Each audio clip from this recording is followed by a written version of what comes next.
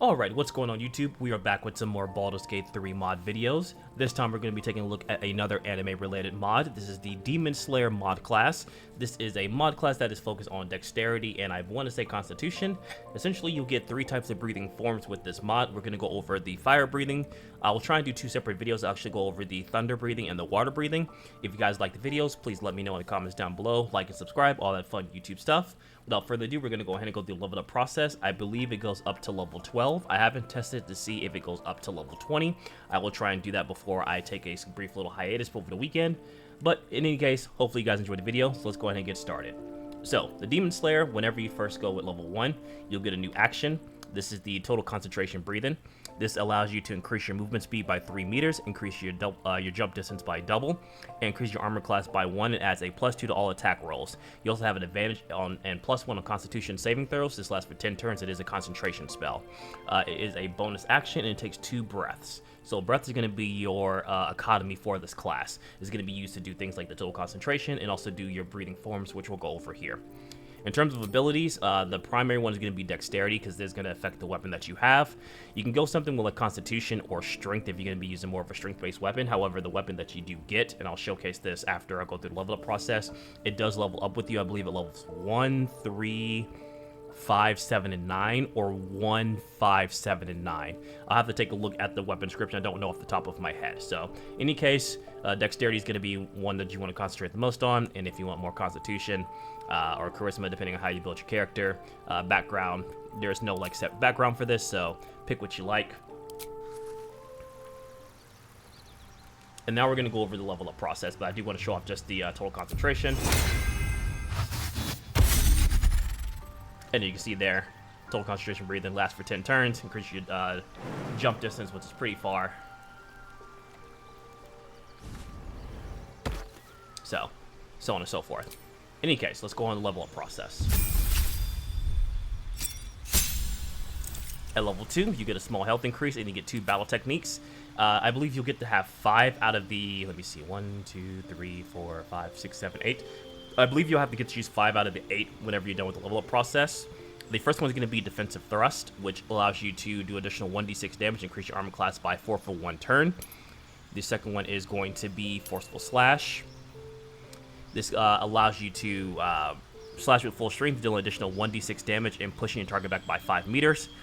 This also causes Breath. As you can see here, each one of these calls 3 breath. Disarming Slash. Skillfully slashes your target, aiming for the weapon or wrist. This deals 1d6 damage and potentially can disarm your opponent. Blade Fury, slash in a circle around you, dealing damage to 1d4 to all targets in range. Counter Slash is a reaction. After their opponent misses a melee attack on you, spin breath to capitalize on their mistake and slash back, dealing additional 1d6 damage. Sidestep, when you're about to be hit, this is another reaction. You can expend your breath to enhance your evasion for the remainder of the turn, increasing your armor class by 5. You also dodge any damage from magic missile, so this allows you to basically avoid magic missile and reaction. Careful Step, this allows you to have essentially, I want to say disengage, or like the monk's disengage. You expend breath to maneuver freely on the battlefield, increase your move speed by 3, and you can be in web, entangle, and snare, and you can slip on grease or ice. So pretty strong, lasts for 1 turn, does cost 3 breath, which is pretty low in the grand scheme of things. And finally, we have Blade Parry. Ready yourself with the parry for your next incoming attack, weapon attack, reducing its damage by 1d8 plus your dexterity modifier.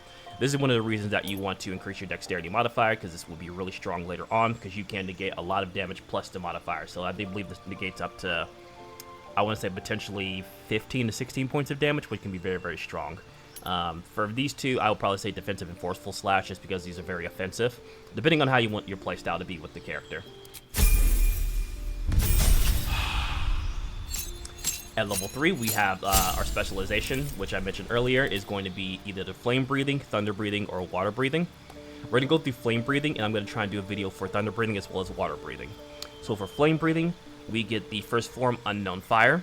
This is a slash towards the target at tremendous speeds, unleashing a singular slash that burns the target, also known as, I'm going to butcher this, Shirayuni, I think is how you pronounce that. I probably butchered that. It does cost 5 breath and does take 1 action. You also get a Slayer passive with your breathing choice. Flame breathing, your expertise in flame breathing has improved your overall combat ability. Whenever you use a form, your attacks deal additional 1 to 4 fire damage based for 3 turns. This bonus is increased at Demon Slayer levels 5 and 9. You get flame resistance, which essentially you get resistant to fire damage. Beheader. Your experience on beheading demons has filled you with certain bloodlust. Whenever you kill a creature on your next attack roll, be a critical hit. Once spent, this effect refreshes after a long rest. So this can be really strong if you probably, as one say, at level 5. Once you be able to do like a double attack, or if you attack one creature then attack the next one, you're guaranteed a critical. So that's really good against bosses or like some like smaller mobs. Opening Thread. Use your heightened senses. You can determine the best place to strike your foes. Reduce the number you need for a critical roll. You need to roll for a critical hit, attacking by 1. This can't be stacked. So if you multi-class into this, or you have other items that decrease the critical hit chance, this is actually really powerful to get early on. Slayer Physique. The Demon Slayer Corpse training has given you enhanced physique to athletic capabilities. You get a +2 to athletics and acrobats. For the first 2 turns of every combat, you cannot be knocked prone or moved against your will. This is very situational. This is probably one of the weaker perks that you get. And then Revigoration. I actually like this one a lot. Defeating an enemy fills you with determination and regains 1 to 8 hit points and 1d4 breath. So this is a good way to regain your breath in combat. Because regaining your breath takes a long rest, not a short rest. So I would say probably early on, I would choose something like Revigoration or Opening Thread. Those are really 2 strong early on passives.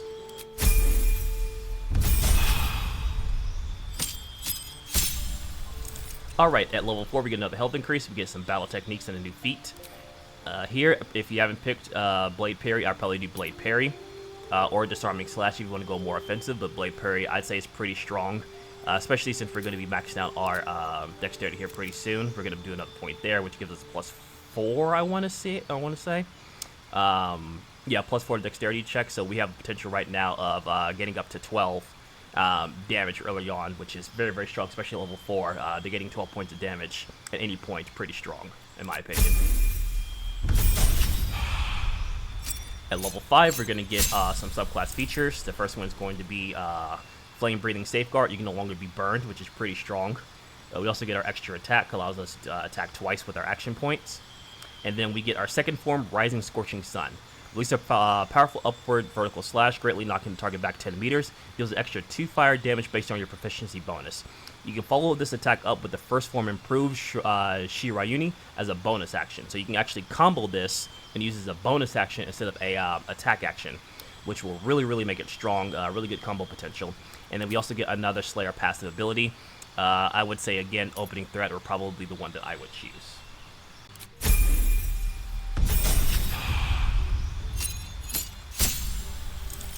At level 6, we get another health increase, we get another battle technique passive, and then we get our third form, Blazing Universe. Perform a powerful arching downward slash, rending all in its path. Burns the ground beneath your blade and potentially knocks foes prone. Sorry, English is hard. The burning effect lasts for 1 turn, takes 3 breath. You can use this every attack roll. We get another battle technique here. Blade Fury if you think you're going to be surrounded by a bunch of enemies, or you can get one of the reactions here. Counter Slash is pretty good. Disarming Slash is pretty useful against humanoids, things like that. So I'd probably go with either Sidestep or Counter Slash.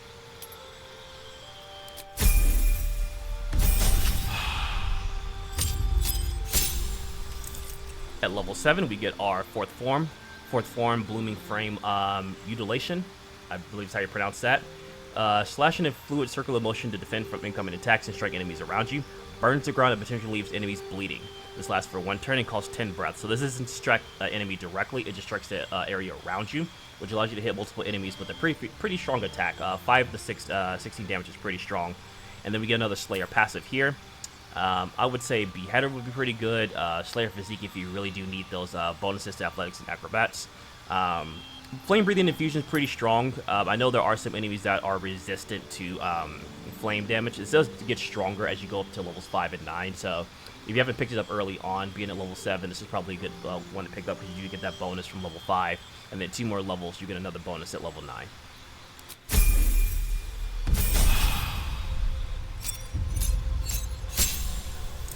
At level 8, we get another health increase, and then we get our total concentration constant.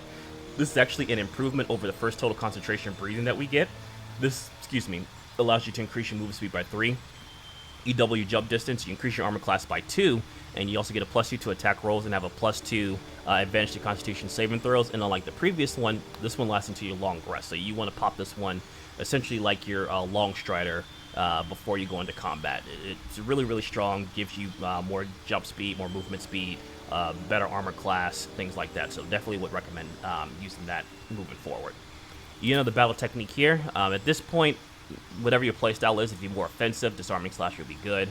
If you're more of like a reactive player, sidestep will be good. Or if you want to be able to increase your movement speed even further, careful step is actually pretty good because it allows you to pretty much like zoom across the battlefield.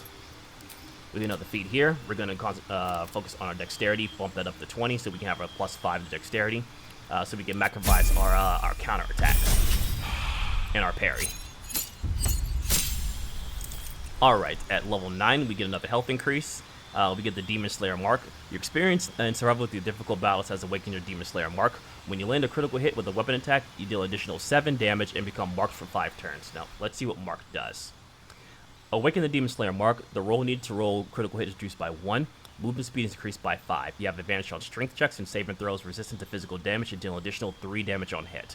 So this will make your hits a little bit harder. You'll be able to crit a little bit easier. Makes you a real threat for 5 turns. And then you get an additional bonus action, which is really strong. So you get 2 Bane action, 2 bonus action. So definitely will be a really, really strong character. And then we get the 5th form, Flame Tiger. This does 36 to 128 damage. This is a little overpowered. I would definitely recommend toning this down quite a bit. Perform a series of devastating slower slashes akin to a tiger clawing at its prey, possibly stun your target. The burning effect lasts for 1 turn, and it costs 15 breath. It does cost an action and a bonus action, so I believe that's a little bit of the balance. However, I would say toning down the damage from 36 to potentially 128 is quite high, even at level 9. And then you get another Slayer passive. At this point, if you feel like you need more flame resistance, pick up flame breathing resistance, or maybe Slayer fatigue if you just need that that +2 to acrobatics.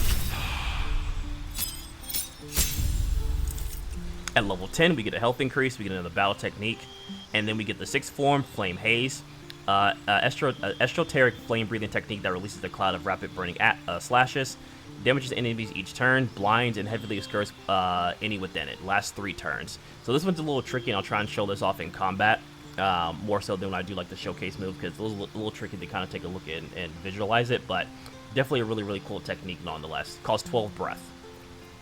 And you go into the battle technique here. At this point, pick what you like. We already know kind of what these all do, so.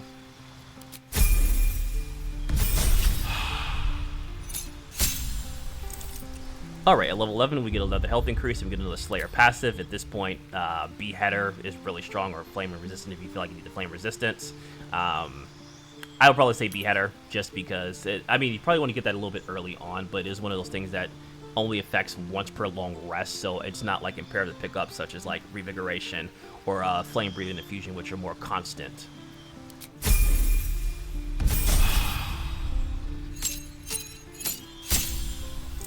Alright, and finally at level 12, we get our last health increase. We get a new subclass feature, Hashirava Mastery Flame. Reaching complete mastery of Flame Breather, ignore resistance to fire damage. And this is kind of like why picking up that Flame Resistant doesn't really matter once you get to level 12, because you're going to get that anyway, being a Hashira. Any incoming flame damage is reduced by 3. And then we get our last one, our ninth form Rengoku. This does both fire and radiant damage. Perform a seemingly instantaneous dash towards the target and unleash a devastating slash as you envelop yourself and the target in flame, carving out the ground in its wake. The pinnacle of flame breathing burns the target, makes it possible to bleed, and knocks them prone. Set your heart ablaze. I love that. That's so cool. So cute. 6 meters, 24 meters to distance. It's a con save, it's attack roll, costs 30 breath, so it is a high costing technique. However, it is really strong. Definitely a good opener. And then we have our final feat here. If you haven't already, Savage Attacker is pretty good. That's also really strong. If you do want maybe a little bit more Constitution, if you're not using certain items, that's pretty strong too. I would say Savage Attacker, just because you can always make up the 20 on Constitution and other stats with items.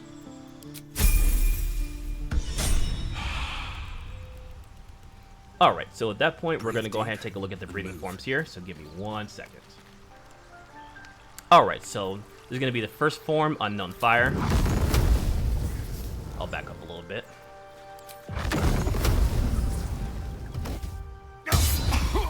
So pretty standard sort of like dash, but it does leave the target ablaze.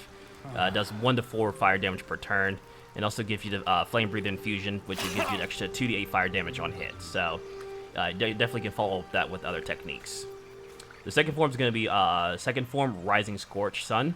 Now remember, you can combo this into the first form improved Shinrai Uni as a bonus action, and so just kind of take a look at that. See if I can actually combo this, because it's going to be a little bit more difficult, because I think I don't know if it changes that to the improved version once I use it. Going to the chase.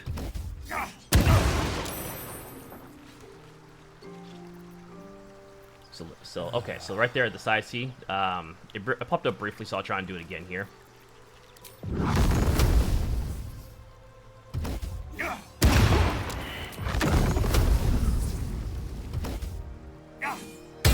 There you go. And so that's the follow-up combo that you can do. The bonus action will pop up on the side here, so you don't have to worry about trying to click back on the first form there. Third form is Blade of the Universe. So we'll back up a little bit.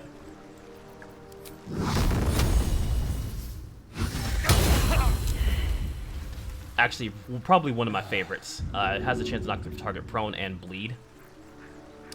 Fourth form is Blooming Flame Mutilation. Now this is just kind of like an area of effect based on your center. So again, mainly strong against enemies that are surrounding you, so it's a little kind of hard to show that with a training dummy, but nevertheless pretty strong.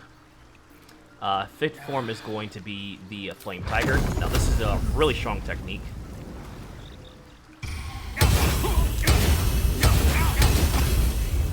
As you can see there, almost killed the target here.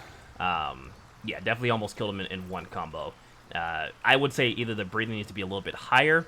You have to take a short rest, so that's also good balancing too. So that's good to know. Sixth form Flame Haze is a little weird to show off. So you can kind of like mark the area. So it is a little, it's a little weird. It's kind of like almost like wall flame.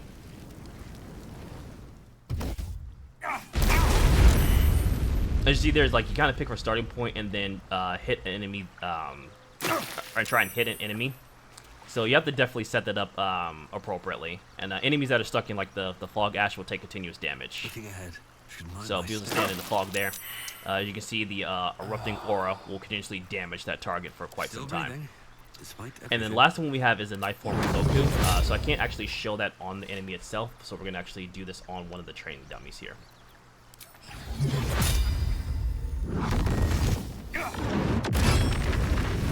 So you can see there, very instantaneous, very strong attack. Definitely one of the higher costing breathing forms. Can only use it once per long rest, which I guess that does balance out the options of those two techniques being the strongest. So we're going to go into a combat scenario here so you can kind of see this in action. A few more things I did want to show up is like the total concentration constant. As you can see, my armor class right now is 17. It'll be able to pop that. Armor class is now 21. So essentially think of it as like mage armor. Very, very strong. Kind of puts you on that cusp of having like heavy armor. And then the weapon that you get starting out is going to be the Nichiren sword. It's a legendary katana, or a long sword, it's deemed as. Growth is one of the abilities that you get. This weapon grows alongside you, gains +1 enhancement, enchantment at levels 1, 5, and 9. You also get Sunblade. Attack rolls with this weapon have advantage against fiends and undead. And then Akimasatsu is the weapons of Hashira engraved with the sword of the story of demons, dealing extra 1 to 4 radiant damage to fiends and undead. So you can see here, since we're max level, we get a +3 weapon enchantment, and we also get the abilities such as Lacerate, Rush Attack, and Flourish. You also do get Demon Slayer uniform armor, which is armor we're wearing it now. You really don't get anything special out of it. I mean, it does look pretty cool, but you can definitely get some better light armor to kind of maximize your damage output. The armor efficiencies you get are light armor and shield if you want to use a shield. You do also get different weapon proficiencies, such as simple weapons and martial weapons, if you like to use a different weapon other than that. But I would say definitely the theme of it is to use that weapon. So if you like to continue watching the video, I'm about to do a combat scenario with the character. If not, you just want to kind of see the spells and the techniques itself, I appreciate you guys watching the video. I will try and make a video on the other two classes or subclasses as well. Let me know what you guys think, and I'll catch you next time. Take care.